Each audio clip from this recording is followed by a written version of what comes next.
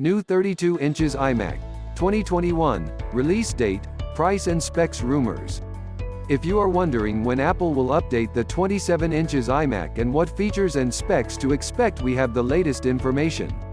Now that we have a new 24 inches iMac, it can only be a matter of time until the 27 inches iMac also sees an update that could result in a larger 30 inches, or even 32 inches, display, new color options, and the inclusion of the successor to the M1 chip.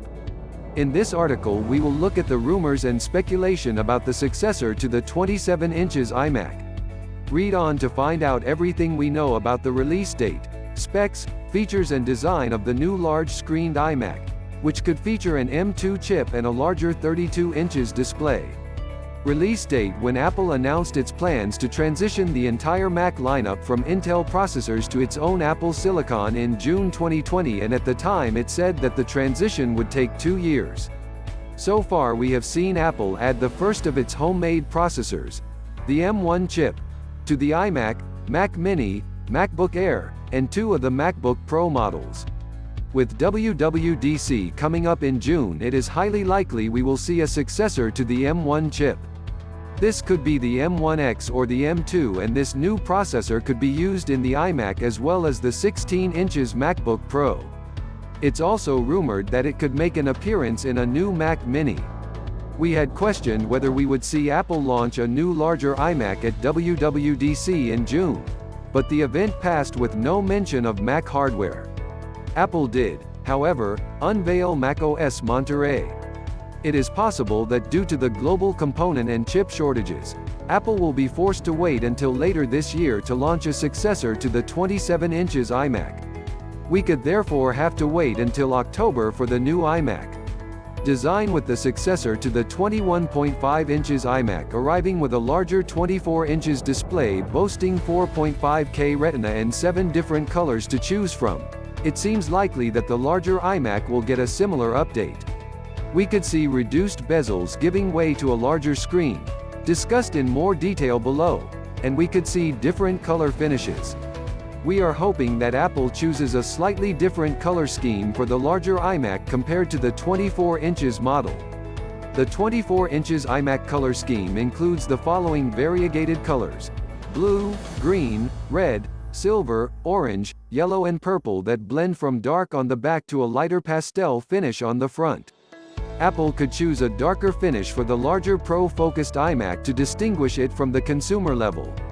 This would be similar to the way that Apple offered a space gray iMac Pro, since discontinued. Another change we could see on the larger iMac is a black rather than a white border around the screen. Read why we are disappointed by the new iMac design. The changes to the color and design are likely to follow the 24 inches iMac, so our hopes for a further reduction to the size of the chin probably won't be answered. The iMac screen isn't just surrounded by bezels, it has a giant chin at the base.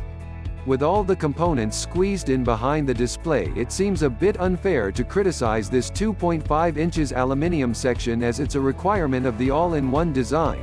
But with Apple boasting about the amount of room freed up due to all components being located on the M1, it does sound like they could have done more to reduce the size of the chin. The strange thing about the 24 inches iMac is the fact that the Apple logo is missing from the chin. We had also hoped that Apple would adjust the iMac to make it more ergonomically friendly. It is possible that the hinged arm of the 24 inches iMac will answer the screen positioning challenge we have encountered with the older iMac design. It's pretty reasonable to expect Apple to reduce the bezels to allow for a bigger screen. It did exactly that for the 24 inches iMac. Display technology has evolved in such a way as to accommodate smaller bezels, and smaller bezels is likely to mean an even bigger screen. Apple was able to squeeze a 23.5 inches screen, measured diagonally, into the 24 inches iMac. Apple's telling a bit of a white lie with the name of the 24 inches iMac. That was an increase from the 21.5 inches display on the older model.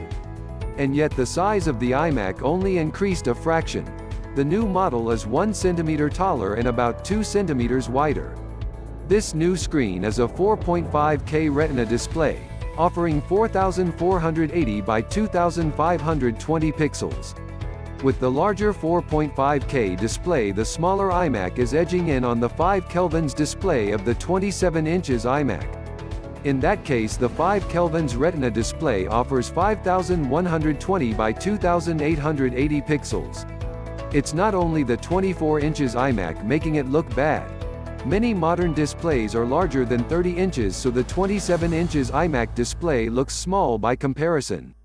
Could we see a 32 inches display on the new iMac? Apple already makes one 32 inches display, the Pro Display XDR. That display offers 6 kelvins resolution. However, the new iMac wouldn't need to be that big to offer a 6 kelvins display. A 30 inches display with smaller bezels could still accommodate the 6016 by 3384 pixels for Retina 6 kelvins resolution and a 6 kelvins iMac. In addition to more pixels, we could also see HDR.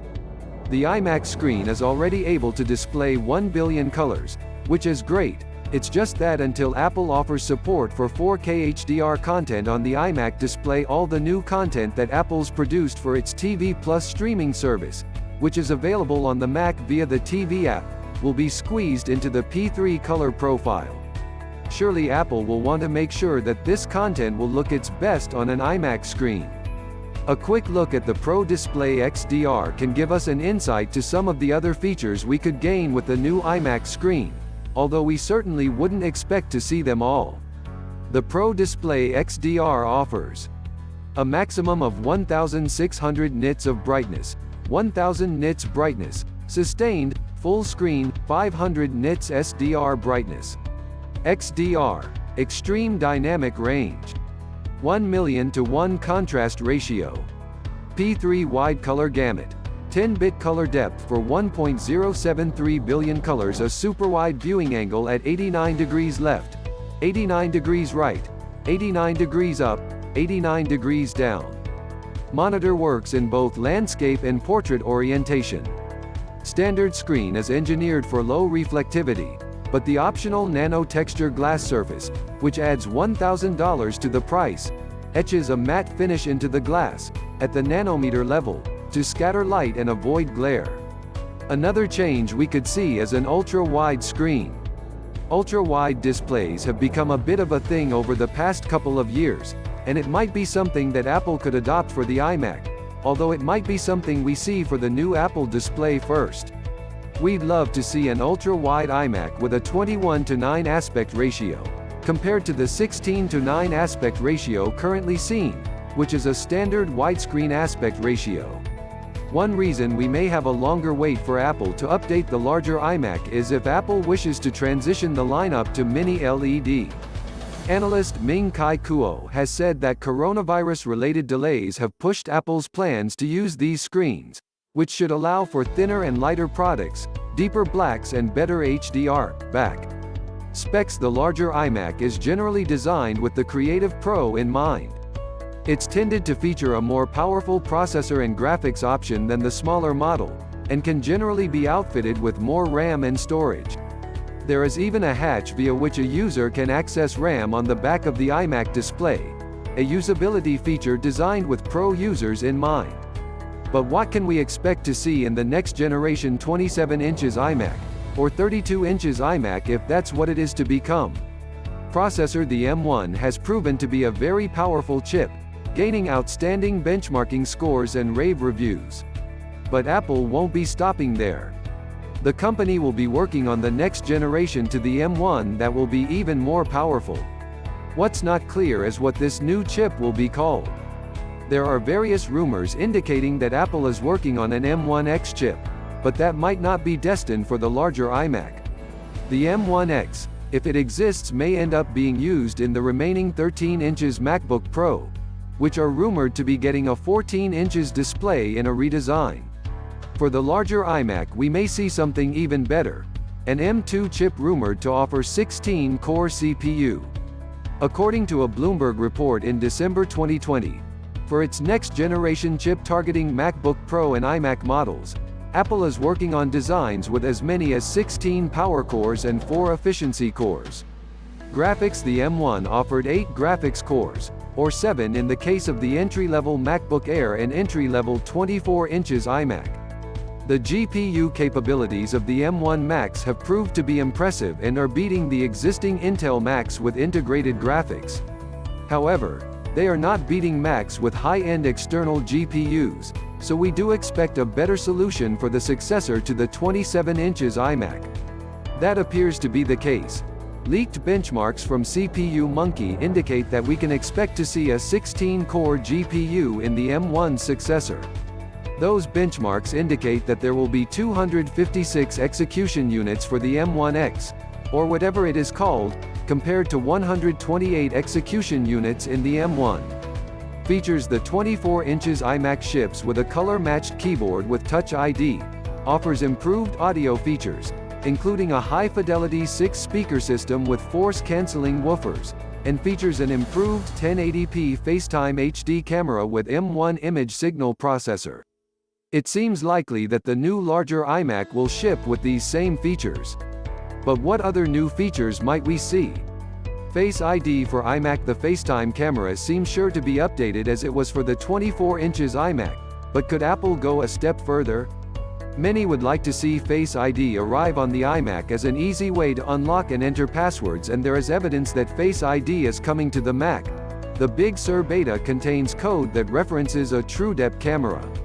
This suggests that Apple could be incorporating the TrueDepth camera technology that was introduced on the iPhone into the iMac display. If the rumors are correct, it's bad news though. It seems that Face ID won't come to the iMac until 2022. Touchscreen: this is probably a case of wishful thinking. But we think that with the arrival of Apple Silicon processors and the ability to run iOS apps on the Mac, it's high time that Apple rethought its stance on touchscreen Macs.